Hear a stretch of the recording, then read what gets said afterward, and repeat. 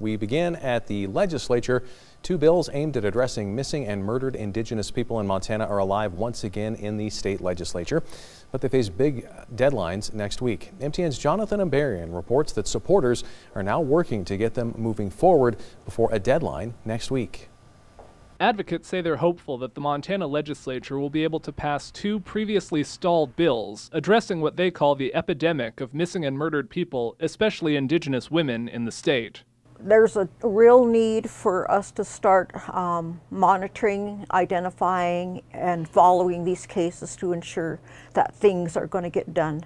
Representative Ray Peppers, a Democrat from Lame Deer, is sponsoring House Bill 21, known as Hannah's Act. It would create a missing persons specialist in the Montana Department of Justice, who would work closely with federal, state, local, and tribal law enforcement on missing persons cases and manage the state missing persons database. Missing and murder, in particular Indigenous women, there has been no follow-up.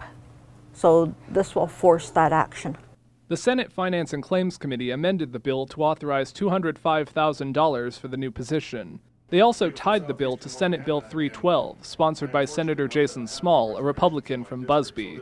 That bill would create a task force on missing Indigenous people. The task force would manage a grant for a tribal college to create a network to share information on missing people. The House Judiciary Committee had tabled the bill last week, but revived it on Thursday. Then on Friday, they passed the bill through to the full House. I'm thankful that it's a bipartisan support on our House side. Because the bills have been amended, they must both pass the full House or Senate by Tuesday. I'm very anxious to see this get done. We're so close. In Helena, Jonathan Ambarian, MTN News. Neither bill has been officially scheduled to be heard on the floor yet.